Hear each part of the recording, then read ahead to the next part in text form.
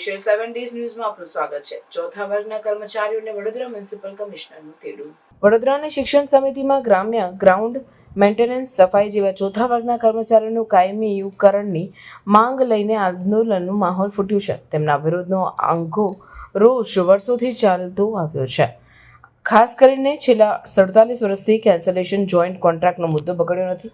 આંદોલનકારીઓનું કહેવું છે કે અમને શ્રમિક સંહિતા હેઠળ કાયમી કરવામાં આવવું જોઈએ, પરંતુ સરકાર અને કોર્પોરેશન દ્વારા આજે સુધી સંબંધી કોઈ નિર્ણય લેવામાં આવેલ નથી। હવે 5 જૂનથી તેઓ હડતાલની ચીમકી પણ આપી રહ્યા છે।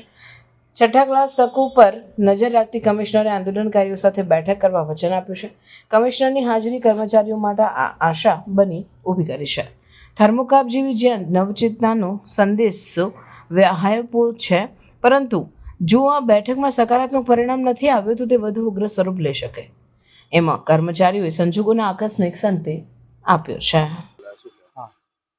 અમારી કાયમી કરવાના પ્રશ્નને લઈને અમે જે હડતાલ પર બેઠા છે એનો આજે ત્રીજો દિવસ છે। લગભગ 3 વાગ્યાના અરસામાં બપોરે શાસનાધિકારી શ્રીએ અમને બોલાવેલા નગર પ્રાથમિક શિક્ષણ સમિતિની વડી કચેરીની જે ઓફિસ છે તેમાં ચેરમેન શ્રી હતા, વાઇસ ચેરમેન શ્રી હતા અને નિરીક્ષક હતા। અને શાસનાધિકારી તરફથી કહેવામાં આવ્યું કે તમે જ્યારથી આવેદનપત્ર આપ્યું ત્યારથી અમે લોકો કોર્પોરેશનમાં સંકલનમાં છે। અને સવારે કંઈક કમિશનનો એમના ઉપર ફોન આવ્યો, બોલે કે જે આ જે કર્મચારીનો પ્રશ્ન છે એને લઈને આપણે સોમવારે શિક્ષણ સમિતિના જે અધિકારીઓ છે અને આપણે કોર્પોરેશનના અધિકારીઓ સાથે આપણે બેઠકનું એક દોર શરૂ કરીએ અને બને ત્યાં સુધી આ લોકોનું સુખદ નિરાકરણ આવે એવો આપણે પ્રયત્ન કરીએ। માંગણી તો એવું જ હતી અને એટલું કે ભલે ચર્ચા વિચારણાનો દોર ચાલુ થયો છે, એક આશાની કિરણ બંધાઈ છે, પરંતુ અમારી હડતાલ ચાલુ રહેશે જ્યાં સુધી ચર્ચા વિચારણાના અંતે અમને કાયમી કરવાનું નિરાકરણ નહીં આવે ત્યાં સુધી અમે હડતાલ સમેટવાના નથી।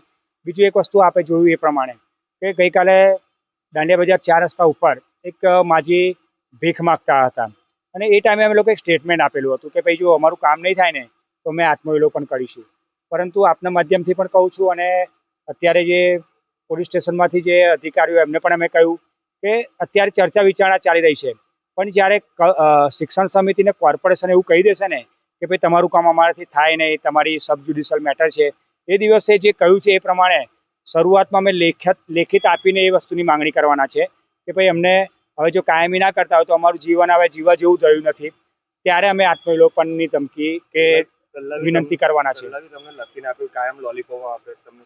સાચી વાત છે, 2022માં પૂર્વ મેયરે અમને મૌખિક આપેલું, ગત જાન્યુઆરીમાં સ્ટેન્ડિંગ કમિટીના ચેરમેન શ્રી આવીને અમને લેખિતમાં આપી ગયેલા અને એમાં પણ એવું એક હતું કે સમાધાન તમારું ત્યારે થઈ શકે જ્યારે તમે હડતાલમાંથી ઉઠી જાઓ, એટલે અમે હડતાલમાંથી ઉઠી ગયેલા, પણ એને આજે 5 મહિના થઈ ગયા છે, તેમ છતાં કોઈ પણ જાતનું સમાધાન નહીં થતાં અમારે ફરી હડતાલ પર બેસવું પડ્યું છે। અને આ વખતે તો નિર્ણય કર્યો છે કે અમારો જે હક છે અમે લઈને જ રહીશું। કાયમીનો જ્યાં સુધી ઓર્ડર નહીં આપે ત્યાં સુધી અહીંયાથી અમે ઊભા થવાના નથી। સોમવારે જ્યારે મળવા આવ્યો છો એના પછી શું તમારો નિર્ણય શું હશે આગળનો? હા, એટલે સોમવારે એમને બોલાયા છે, જરૂર પડશે મને પણ બોલાવશે અને એ લોકો શું કહેવા માગે છે, અમારી પાસે ટેકનિકલી મુદ્દા એટલા બધા છે ને કે એમને કાયમી કરવા જ પડશે। અમે કોઈ ખોટી માંગણી લઈને નથી બેસી રહ્યા।